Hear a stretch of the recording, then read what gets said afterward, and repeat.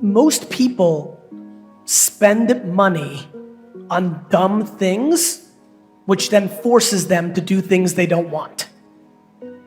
So step number one for most people in here, they should sell their home, take the money, and go rent.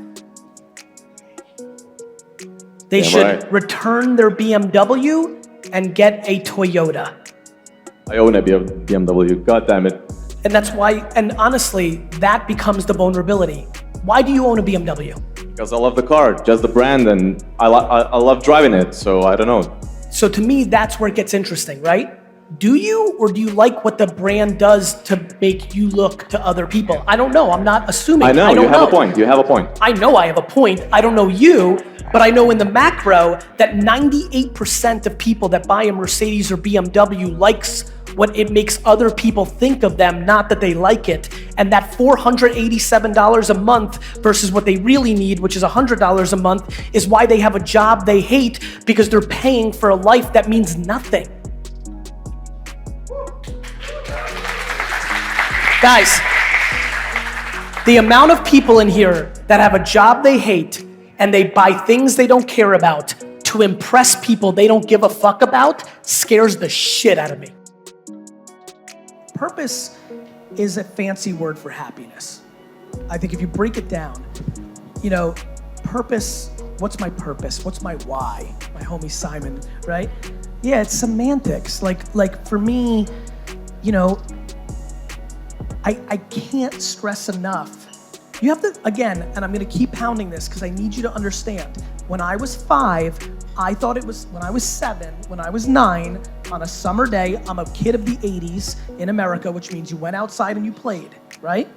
I thought it was more fun to convince, manipulate, whatever semantic word you want to use, my friends into standing behind lemonade stands or ringing people's doorbells and washing their cars. Like, it's my true love, right? And I don't think most people want to follow their true love because my true love was building a business that makes money, which is very practical. I think if somebody's true love is music, they haven't figured out how to make it monetizable because they have friction, because their true love is something, but they also want money and stuff. And I think that people waver. I think people struggle to find purpose because they overvalue things and people's opinions over their own true happiness. It's as basic as it gets. So I think that everybody here, if I told them everything is gonna be okay, you can have everything you want. Now, what are you gonna do with your day? I think a lot of people know.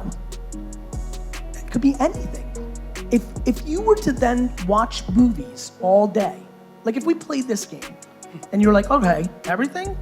Well, fuck, I don't do shit. I just want to watch movies. Cool. I think you should build a business around that. Right? Like, to me, great, right? So I think people are scared. I think people are scared. I think they're scared what people will think, and I think they're scared that they can't survive living the life that they want to live from a materialistic standpoint. What makes me so dangerous is I don't need anything. I don't need anything, I don't need anybody, and that's it. And so I'm good. And I wish that on everybody. You know how nice it is to not rely on anybody for anything at all, ever? Not emotionally, not financially, it's just it's the Zen zone. But purpose is to make yourself happy. I'm a nice guy because I like admiration. And so I have to give it. That's my purpose, but it's all predicated on making me happy. I'm nice because it makes me feel good what they say about me. Yeah. Like you have to understand, it's very basic. And so, yeah, I think people are scared. Listen, if I could ever convince you that you don't need shit, you would be off to the races. If you could unmaterialistic yourself, you'd be fucking fuck,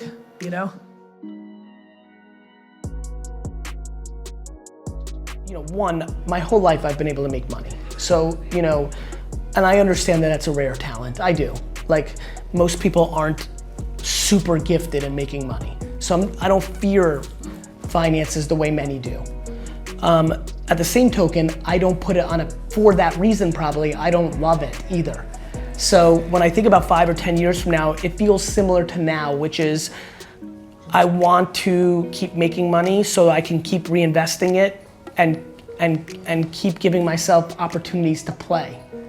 I'm not, I save money for a rainy day, but you don't need that much. Yeah. Well, let me rephrase, it's percentage I don't need that much by percentage of what I make because I'm not looking to live too big of a lifestyle.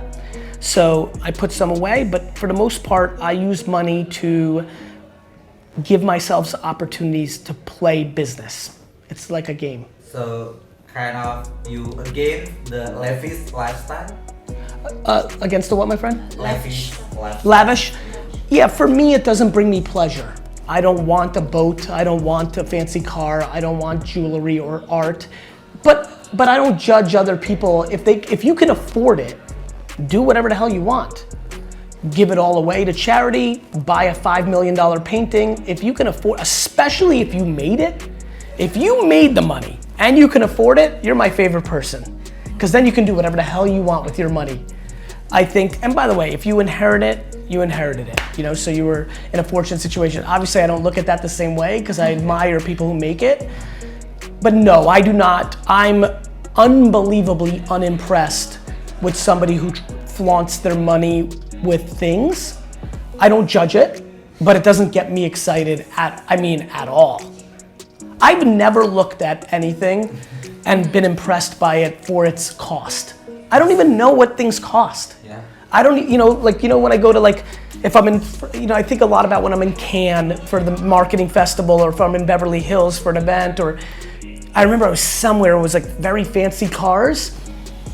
I don't know what's a $500,000 car, what's a $5 car.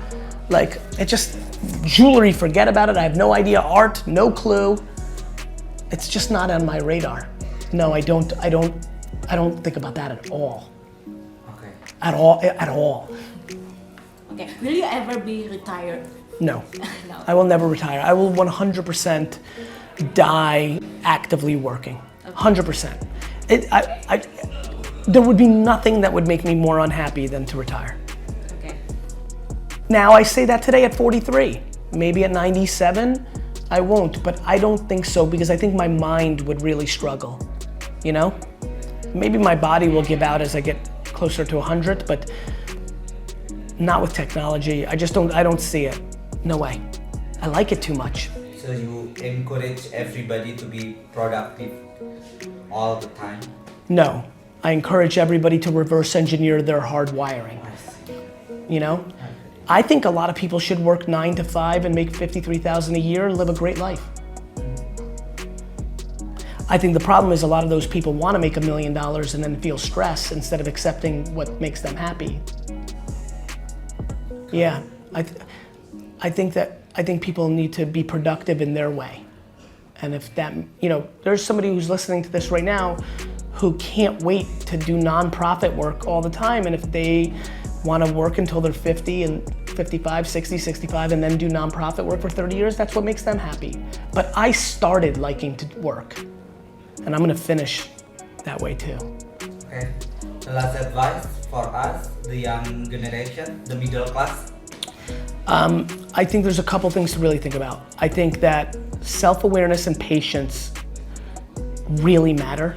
I think not caring about other people's opinions really matters. I think if you think about those 3 things, it gives you a chance to be happy. But I think everybody's impatient because they want to prove it to other people, their parents, their friends. I just think we're living lives for other people. We have to stop. So live your life for you. That's my advice. Live your life for you. What would you say to somebody what you're doing, because we are very good at convincing ourselves, look, at the end of the day, this is paying for this is paying for this, I'm just going to do it for a short time. Many reasons, but people sort of keep doing that. I know people who... Oh, I know unlimited people who do this. Right. This is a very good question by you. Look, the answer is that person is flawed. Right. The question is why? Why? My belief is it's because they're insecure and they need stuff to make themselves feel good, to show others that they're successful, because they're not happy with themselves. Yeah, right. And they need jewelry and success and cars and girls and planes to show everybody that they're winning, because they're not winning with themselves. And add social media to that equation, where you get social validation on every given second. Yep, but social media is, that person was looking for that validation pre-internet. But social media just supercharge it for this person, right? No, I'm actually a dissent to this voice. Sure. I think social media has exposed the truth of, not accelerated. That person was flexing in the office. But now they got millions of people around the world admiring that flexing. Yeah, but it's the same fucking game. Whether you're trying to floss in front of 8 or 8 million, you're still vulnerable to the floss. Sure. But the influence of you doing it at an office in front of 8 million people is enormous. You are pretty much tuning the minds of another generation. Yeah, I mean, sure, but the reality is why? And what are you trying to do for yourself?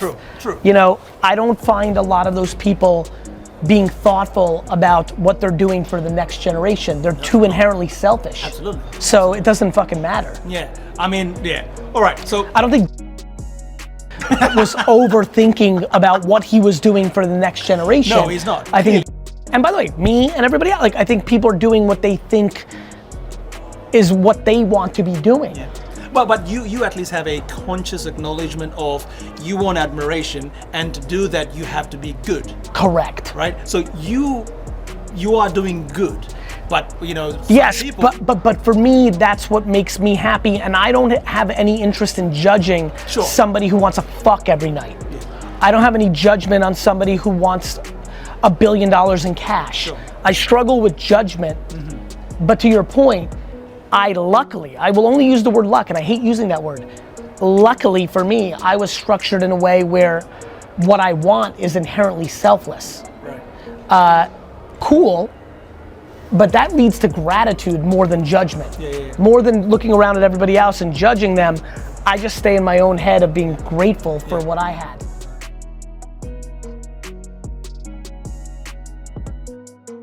So when I was a young kid, I made a lot of money selling baseball cards and comic books and toys.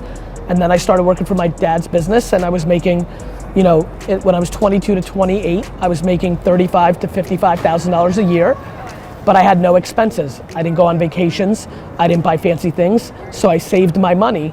And then when I had hundreds of thousands of dollars. I didn't have millions.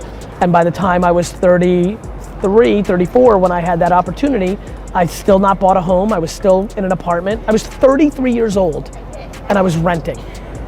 And because I was saving cash to go on the offense. And so when I had a chance to invest in those companies, I put hundreds of thousands of dollars, not millions, but those hundreds made millions, made tens of millions. And so that's it, nothing crazy, I didn't have any crazy advantage. There's a lot of people that make $55,000 a year when they're 23.